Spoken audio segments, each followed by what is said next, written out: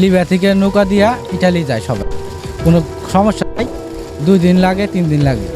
তুই যদি আহস তাহলে আয়, পাসপোর্টের লগে 50,000 টাকা দিবি, আর লিবিয়া পৌঁছানোর পর 3,80,000 টাকা দিবি। সর্বমোট ওর লগে কন্ট্যাক্ট হয়েছে আমার লিবিয়া পর্যন্ত যাওয়ার লিগে 4,30,000 টাকা। এছাড়া মরুভূমিতে নিয়া 11 দিনের মধ্যে এক ফোঁটা পানি আমরা চোখে দেখি নাই, শুধু খাবার তো দূরের কথা, পানি চোখে দেখি নাই। ইয়ে যে কষ্ট রে ভাই, ইয়া বুঝান যাবো না ভাই, জীবনে এত কষ্ট করি নাই ভাই। মোহাম্মদ আবু তালেব মোল্লা, বয়স 28-এর কাছাকাছি, পেশায় একজন অটো ড্রাইভার, থাকেন শিবচর উপজেলার মির্জাকান্দি গ্রামে। পরিবারের সচ্ছলতার হাসি ফোটাতে বেছে নেন প্রবাসে যাবার সিদ্ধান্ত। মানুষের যে টর্চার যে রুমগুলো থাকে ওটার ভিতরে ওই সবই আছে। এরপর যোগাযোগ হয় স্থানীয় দালাল শহীদ সিপাহীর সহযোগী তার ভাই মিরাজুল সিপাহীর সাথে। আজকে আমি যে কিভাবে বাঁচবো ভাই এটা আমার জানা নাই। বেছে নেন প্রবাসে যাবার সিদ্ধান্ত, কিন্তু তিনি জানতেন না যে এই সিদ্ধান্ত নেওয়া তার বড়ই ভুল ছিল। আমি অনেক কি করে রাখাম, আজকে সকালও যে বাইরে বন্ধক রাখছি, এলো মহিলাটা কইতাছে যে কি টাকা কুক। প্রবাসের সেই স্বপ্ন তো পূরণ হলোই না, অবশেষে এখন তার ভিটি বাড়ি হারাতে বসেছেন। কালকের দিনের মধ্যে টাকা যদি না দেস তাহলে তো মায়ের স্টার। মা ঘরে ভেবে থাকুক, আমি মেরাজল বাড়ি নাগে আমি লিবি যাই গা, ওখান থেকে হ্যার ভাই আছে ইটালি, এই যে লিবি, ওখান থেকে আমার ইটালি পাঠাই দিব। ইটালি পাঠাই দিব তো কয় লাখ টাকা নিব, 12 লাখ নিব। প্রথম নিচে টাকা মেরাজুল, আর তারপর হলো ওখান থেকে মেরাজুল ভাই মানে শহীদ, হ্যাঁ, আর শহীদ হলো মিন দালাল। দারিদ্র্য বেকারত্ব বাংলাদেশের অন্যতম সমস্যা, তাই পরিবারের সচ্ছলতার হাসি ফোটাতে তরুণ প্রজন্মের একমাত্র ভরসা প্রবাস জীবন। হতাশাগ্রস্ত তরুণরা ইউরোপ দেশগুলো সহ বিশ্বের উন্নত দেশে যাবার আশায় তাদের সয় সম্পত্তি বিক্রি করে সে অর্থ তুলে দিচ্ছে স্থানীয় দালাল চক্রের হাতে।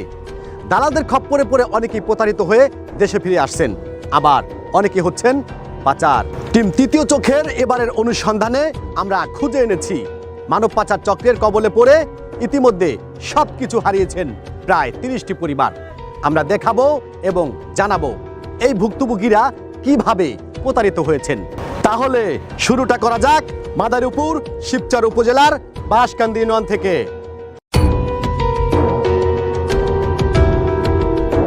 7ই ডিসেম্বর 2023, টিম তৃতীয় চোখের গন্তব্য শিবচর উপজেলার বাঁশকান্দি ইউনিয়নে। আমরা জানতে চাই লিবিয়ায় পাচার হয়ে যাওয়া মোহাম্মদ আবু তালেব মোল্লার সাথে কি ঘটেছিল।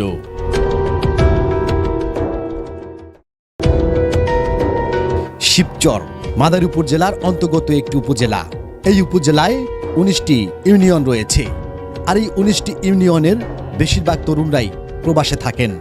অনেকে আবার দুর্গম পথ, প্রতারণা, নির্যাতন, মুক্তিপণ, জীবন বিভীষিকায় শিকার হয়ে পাড়ি দিয়েছেন তার গন্তব্যে। অনেকেই হয়েছেন প্রতারিত।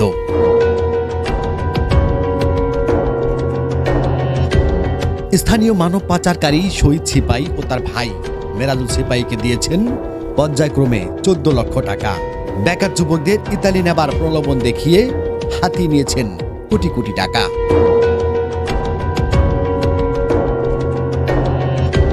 বিদেশ নামক একটু সুখের আশায় সবকিছু হারিয়ে আজ পথে বসেছেন আবু তালেব মোল্লা। শহীদ আমার ছেলে নিল যে নিয়ে আমি ওই এখন ওই সাগরটা পাইতে নিয়ে দেব, এই সম্পদ বন্ধক ছিয়া আমি আর টাকা দিছি। আমার কিন্তু হারা করে লাগছে ওই শহীদ দালাল, ওই শিবির বাড়ি স্যার, আমার ব্যাগ হারা করে লাগছে স্যার। আমার এই দুনিয়ায় থাকাতে না থাকা বলো স্যার।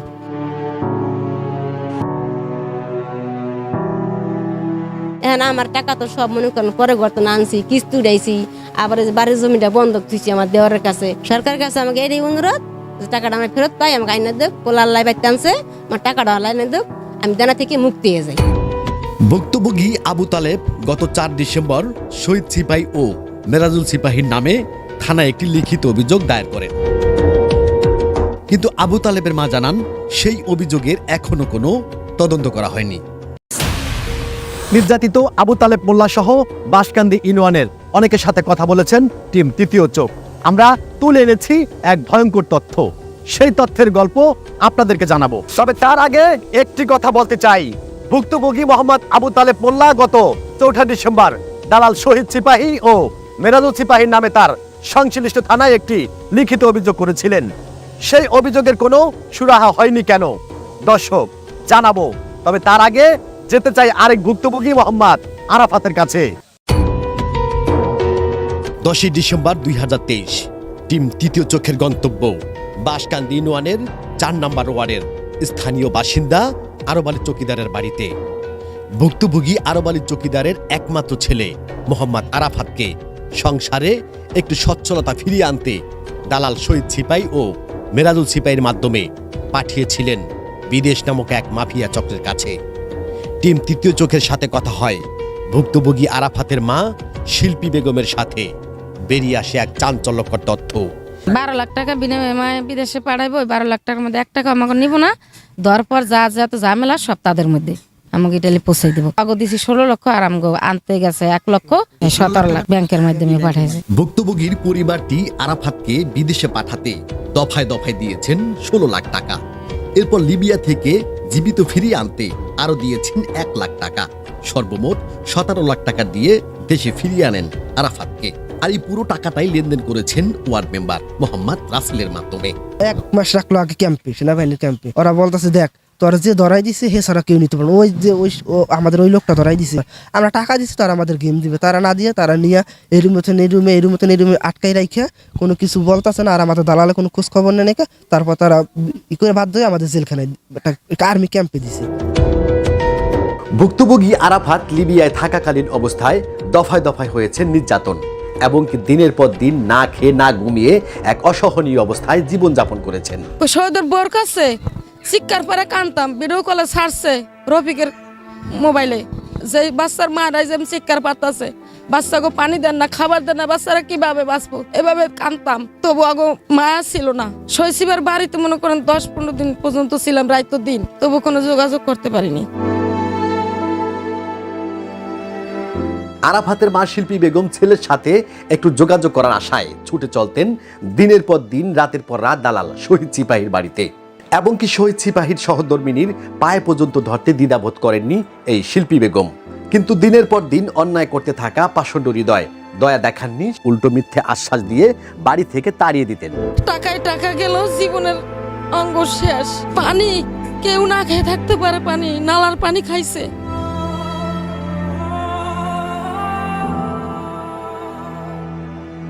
বাসা বারবার চেঞ্জ করে আমাদের জেলে দিয়ে দিছে আর কি। লিবিয়া ফেরত নির্যাতিত ভুক্তভোগী আরাফাত লিবিয়ায় মাফিয়াদের কাছে জিম্মি থাকাকালীন সময় আরাফাতের মা দফায় দফায় দিয়েছেন মুক্তিপণের টাকা। আর সেই টাকা দেয়া হয়েছে ওয়ার্ড মেম্বার মোহাম্মদ রাসেলের মাধ্যমে। টিম তৃতীয় চোখের অনুসন্ধানে বেরিয়ে আসছে রাসেলের সেই লেনদেন টাকার কিছু প্রমাণ। 25 এপ্রিল 2023 ইসলামী ব্যাংক এজেন্ট ব্যাংকিং এর মাধ্যমে একটি অ্যাকাউন্টে দেয়া হয়েছে 5 লাখ টাকা। 29 আগস্ট 2023 ইসলামী ব্যাংক এজেন্ট ব্যাংকিং এর মাধ্যমে আরও একটি ব্যাংকে দেয়া হয়েছে 50,000 টাকা। একই দিনে আরও একটি অ্যাকাউন্টে দেয়া হয়েছে 1 লাখ টাকা। 3 সেপ্টেম্বর 2023 ইসলামী ব্যাংক এজেন্ট ব্যাংকিং এর মাধ্যমে আরও একটি অ্যাকাউন্টে দেয়া হয়েছে 1 লাখ টাকা। 29 আগস্ট 2023 শাহজালাল ইসলামী ব্যাংকের মাধ্যমে দেয়া হয়েছে 2,50,000 টাকা।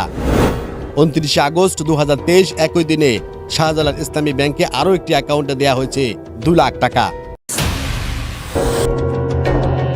টিম তৃতীয় চোখ এবার মুখোমুখি হতে যাচ্ছে বাঁশকান্দি ইউনিয়নের 4 নম্বর ওয়ার্ডের ইউপি সদস্য মোহাম্মদ রাসেল মিয়ার সাথে।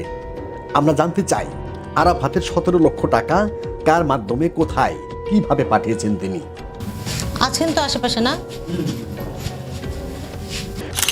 টিম তৃতীয় চোখের উপস্থিতি দেখে রাসেল নিজের পরিচয় গোপন করতে চেয়েছিলেন, কিন্তু তা আর হলো না। একটা পর্যায়ে তিনি নিজের পরিচয় দিয়ে দিলেন। আপনি মেম্বার সাহেব? এরপর কথা হয় টিম তৃতীয় চোখের সাথে। লিবিয়ার বিষয়টা নীলিত একটা নিউজ, এটা ভাইরাল। এতে দেখা যায় কি আমার নির্বাচনের এলাকায় আমার একটা অবশ্য একটা প্রতিপক্ষ দল আছে। তারা বলবে কি যে আপনারা কার মাধ্যমে আছেন আমি জানি না, কিন্তু তারা বলবে কি যে আমার একটা প্রতিপক্ষ হইয়া আমার ক্ষতি করার চেষ্টা করবে। এই যে ব্যাংকের মাধ্যমে যে লেনদেনটা হয়েছে সেখানে আপনিও কোনো না কোনো ভাবে কোথাও হয়তো বা জড়িত আছেন। হ্যাঁ, ব্যাংকের মাধ্যমে যে লেনদেন হয়েছে, না ব্যাংকের মাধ্যমে যে লেনদেন হয়েছে আমরাই আসলে, আমার কেউ চাস্তো ভাই, কেউ বাড়ি বেড়া, কেউ আর আলাদা গোষ্ঠীর পোলা, সবাই মিলে তো একটা ভুক্তভোগী। এখন যে ভুক্তভোগীর কাছে আমরা পড়তেছি কি যাইতেছি, তারা কিন্তু অস্বীকার করতেছে না আমাদের টাকাটা দিবে না। আমরা জানতে পারছি এখনো কেউ কোনো তরুণ লিবিয়ার জেলখানায় বর্তমানে আছেন। না, বেশিরভাগই বাইরে পড়ছে। আমাদের যারা আছে তাদের সম্পর্কে আপনার কোনো না, আমার জানা মতে শোনে, আমার জানা মতে লিবিয়া যে জেলখানায় যারা ছিল তারা বেশিরভাগ সবাই বেরিয়ে পড়ছে, মানে আমরা ফেরত নিয়েছি। প্রিয় দর্শক, এবার বুঝতে আর বাকি নাই যে এই রাসেল মানব পাচারকারী শহীদ সিপাহী ও মেরাজুল সিপাহীর একজন সহযোগী হিসেবে কাজ করে যাচ্ছেন। এভাবে নিজের ক্ষমতার অপব্যবহার করে স্থানীয় সাধারণ মানুষের সাথে প্রতারণা করে হাতিয়ে নিচ্ছে কোটি কোটি টাকা। দর্শক, একটু আগে আমরা বলেছিলাম আবু তালেব মোল্লা তার সংশ্লিষ্ট শিবচর থানায় মেরাজুল সিপাহী ও শহীদ সিপাহীর নামে একটি লিখিত অভিযোগ করেছিলেন। এবার আমরা জানবো আইন শৃঙ্খলা বাহিনী সেই অভিযোগের কি পদক্ষেপ নিয়েছে। মানব পাচার সংক্রান্ত যে অভিযোগ আমাদের কাছে আসে, এই অভিযোগ আমরা আইনগত ব্যবস্থা নিই। আমরা এদের বিরুদ্ধে মামলা হয়, মানব পাচার মামলা, এবং তারা গ্রেপ্তার হয়। যাতে অসহায় পরিবারগুলো ন্যায় বিচার পায় তার জন্য আমরা তাদের বিরুদ্ধে তদন্ত সাপেক্ষে আমরা অভিযোগপত্র দাখিল করি। লিবিয়া ফেরত নির্যাতিত আবু তালেব মোল্লা, আরাফাত, শাকিলুজ্জামান ও শাহিন সিপাহী সহ প্রায় 30 জন ভুক্তভোগী শহীদ সিপাহী ও মেরাজুল সিপাহীর কাছে বাঁশকান্দি ইউনিয়নের অনেকেই হয়েছেন প্রতারণা শিকার। প্রিয় দর্শক, টিম তৃতীয় চোখের এবার গন্তব্য শহীদ সিপাহীর বাড়িতে। মোহাম্মদ হাবিব সিপাহী, বয়স 60-এর কাছাকাছি। 4 ছেলে ও 1 মেয়েকে নিয়ে সুখেই কাটছিল তাদের জীবন। ছেলেদের ভাগ্য পরিবর্তনের জন্য নিজেদের ভিটে বাড়ি বিক্রি করে দালাল শহীদ সিপাহীর মাধ্যমে 3 ছেলেকে ইতালির উদ্দেশ্যে পাঠিয়ে দেন বিদেশ যাত্রায়। কিন্তু ভাগ্যের কি নির্মম পরিহাস, দালাল চক্রটি ইতালি না নিয়ে বন্দী করেন লিবিয়ার কারাগারে। এরপর থেকে শুরু হয় অমানবিক নির্যাতন ও মুক্তিপণা দেয়। ভাই, এক কথা বলতে আমরা তো ধরে নিয়েছিলাম যে আমরা মৃত, আমরা কখনো বাড়িতে ফিরে আসতে পারবো না। এখান থেকে আর কি আমাদের সাথে কন্ট্যাক্ট করে যে ইটালি আমাদেরকে নিয়ে পৌঁছাবে, এরকমভাবে আমাকে লিবিয়া দিয়ে নিয়ে যাবে, এরকমভাবে কন্ট্যাক্ট করছে আমাদের। তো লিবিয়া গেছি। লিবিয়া যাওয়ার পর ওইখান থেকে আপনার আজ পাঠায় কাল পাঠায় এরকম শুধু 900ই বলে। তারপরে হঠাৎ করে একদিন আপনার এলাকার লোকজন সবাই মিলে তাদের উপর চাপ দিছে। চাপ দেওয়ার পরে আমাদেরকে আর কি ওখানে যারা লিবি ছিল স্থানীয় তাদেরকে দিয়ে আমাদেরকে হস্তল করছে। তাদেরকে আমি বলবো ভাই, যদি লিবিয়া শহরে না যেতে পারে তারা যাতে না যায়, কারণ লিবিয়া শহর হচ্ছে এমন একটা শহর, তার চেয়ে বাংলাদেশ 1000 গুণে বেটার। শাকিলুজ্জামান ও শাহিন কখনোই চিন্তা করেনি যে জীবিত ফিরে আসতে পারবে বাংলাদেশে, কারণ তারা ভেবে নিয়েছিল লিবিয়ার সেই মাফিয়াদের অত্যাচারে তাদের মৃত্যু হতে পারে। ভাগ্য হয়তো তাদের ফিরিয়ে এনেছে দেশে। আমি টাকা জোগাড় করতে আমার খুব কষ্ট হয়েছে। চাষি জমিন বাড়ি ঘর বেচে আমি ছেলেগো ওখানে টাকা খরচ করছি। এখন আমার মতন এরকম ছেলেগো দিয়া যাতে কেউ আর ভুক্তভোগী না হয়, আমি সরকারের কাছে হক বিচার দাবি চাই। শাকিলুজ্জামান ও শাহিনের বাবা মোহাম্মদ হাবিব সিপাহী ভিটে বাড়ি ও চাষি জমি বিক্রি করে এবং কি বিভিন্ন এনজিও থেকে লোন করে সেই অর্থ তুলে দেন দালাল শহীদ সিপাহীর কাছে। ভিটে বাড়ি ও অর্থ সম্পদ হারিয়ে মোহাম্মদ হাবিব আজ নিঃস্ব হয়ে নিস্তব্ধতায় জীবনযাপন করছেন। সুদে যে টাকা গ্রামেতে কতগুলো আনছি ধারণার বাহিরে, এর পরে টাকা দেয় না, পোলাগো খাইতে নিগে খালি টাকা পাঠায় পোলারা কল আমাকে জীবন বাঁচাও, কিন্তু এত সুদাই আনার মতন কোনো কায়দা নেই। কেমনে আনবো, কি করবো? শহীদের কাছে, শহীদ তুমি যদি না নিতে পারো আমার পোলাটা, আমার বুকে না দাও, তুমিও তো মার ঘরের সন্তান। মোহাম্মদ মেরাজুল সিপাহী দালাল চক্রের একজন অন্যতম সদস্য। আরাফাত সহ প্রায় 30 জন ভুক্তভোগীকে ইতালি নেবার আশ্বাস দিয়ে লিবিয়াতে আটকে রেখে চালানো হয় অমানবিক নির্যাতন। এরপর থেকে শুরু হয় লাখ লাখ টাকা মুক্তিপণা দেয়। পরিশেষে নিজেদের দায় এড়াতে আরাফাত, আবু তালেব মোল্লা, শাকিলুজ্জামান ও শাহিন সিপাহী সহ 30 জন ভুক্তভোগীকে তুলে দেন লিবিয়ার আর্মিদের হাতে। প্রিয় দর্শক, আমরা এবার মুখোমুখি হতে চাই মানব পাচারকারীর মাফিয়াদের অন্যতম সদস্য মোহাম্মদ মেরাজুল সিপাহীর সাথে। মেরাজের সাক্ষাৎকার আসলে ঘটনাটা হচ্ছে কি মেন গিলটি তো আর দেশে না। মেরাজ হলো আমার ফোন দিয়েছিল কোনো ভাই এমন এমন ঢাকা থেকে সাংবাদিক এসেছিল। টিম তৃতীয় চোখ হাজির হন দালাল শহীদ সিপাহী ও মেরাজুল সিপাহীর বাড়ি। টিম তৃতীয় চোখের উপস্থিতি শুনে দালাল মেরাজুল সিপাহী পাঠিয়ে দিলেন তার সহযোগী স্থানীয় এক প্রভাবশালীকে। আয় মজুরি আমি টেবিলের যে মসজিদের সামনে আছি আয়। মেরাজুল সিপাহী ও তার ভাই শহীদ সিপাহী এভাবেই বিভিন্ন রাজনৈতিক ছত্রছায়ায় চালিয়ে যাচ্ছেন তার মানব পাচার কার্যক্রম। যারা ভুক্তভোগী পরিবার তারা আসছিল, আসার পর আমরা বলছিলাম। তারপরও আমরা মুখোমুখি হতে চাই দালাল মেরাজুল সিপাহীর। ভাই এই বিষয়ে আমি কোনো টাকা পয়সা লেনদেন করি নাই। ভাই লোক নেয় এটা সত্য, ভাই নিচ্ছে, ভাইয়ের নাকি সব কিছু লেনদেন করছে তারা, যারা সিলেপান দিচ্ছে তারা লেনদেন করছে। আমার কাছে একজনে আইসে বলে যে তোমার বাইরে একটু কথা কইলে তুমি, আমি আমার ভাই দেখে আমার কাছে বলে যে তুমি একটু কথা কইলে আমরা একটু তোমার কথাটা রাখবে, এজন্য কথা কই যে আমার এটি তারা এই কথা কইতেছে, ঠিক আছে। এই না আমি কোনো টাকা পয়সা নেই, আমি কোনো টাকা পয়সা কোনো ডকুমেন্ট আমার কাছে নাই, যেন আমি টাকা পয়সা নিয়েছি কি আমার দিতে নেই, আমি কোনো টাকা পয়সা নেই। আমার ভাই কাজ করছে, ভাই এখন বর্তমান লিবিয়া আছে। আপনি জানেন যে কোনো ভুক্তভোগী মানব পাচারের বিষয়ে যদি অভিযোগ করে থাকেন অবশ্যই আমরা এটা অত্যন্ত গুরুত্ব সহকারে দেখি। আপনি জানেন যে এটির সাথে আমাদের দেশি বিদেশি অনেকেই কুচক্রী মহল এটার সাথে জড়িত। তা আমরা আইন শৃঙ্খলা বাহিনী হিসেবে বাংলাদেশ পুলিশ মানব পাচার প্রতিরোধে বদ্ধপরিকর এবং আমরা আইন প্রয়োগে এই ক্ষেত্রে অত্যন্ত কঠোর।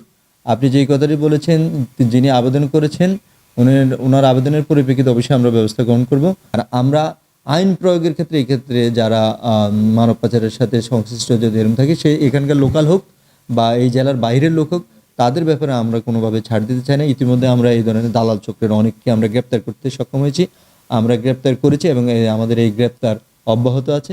পাশাপাশি আমরা সামাজিকভাবে সচেতনতাকেও গুরুত্ব দিচ্ছি। এই ধরনের কাজের পিছনে অনেক বড় বড় মানুষের হাত থাকে, এটা ঠিক আছে যেমন, কিন্তু আইনের ফাঁকফোকর দিয়ে তারা সহসা একবার দুইবার বের হয়ে যেতে পারে। সে ব্যাপারে সংশ্লিষ্ট কর্তৃপক্ষ নজরদারি করছে, আরও নজরদারি দরকার যাতে এরা শাস্তির আওতায় আসে এবং তাদের শাস্তি যাতে নিশ্চিত হয়। একসময় মানুষ জলদস্যুর আতঙ্কে থাকতো, আর এখন সেই মানুষগুলি আতঙ্কে থাকে মানব পাচারকারীদের।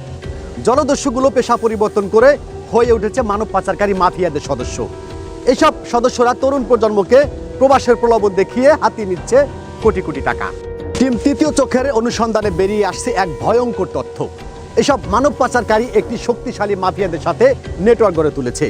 তাই আইন শৃঙ্খলা বাহিনীর কাছে অভিযোগ করেও ফায়দা পাচ্ছে না আবু তালেবের মতো পাচার হয়ে ফিরে আসা অনেক ভুক্তভোগীরা। প্রিয় দর্শক, এবার বিদায় নেবার পালা। তবে একটি কথা বলতে চাই, আপনার চারপাশে ঘটে যাওয়া এমন কোনো সুনির্দিষ্ট তথ্য থাকলে আমাদেরকে জানান, আমরা পৌঁছে যাব আপনার কাছে, ঠিক আপনার পাশে। খোদা হাফেজ।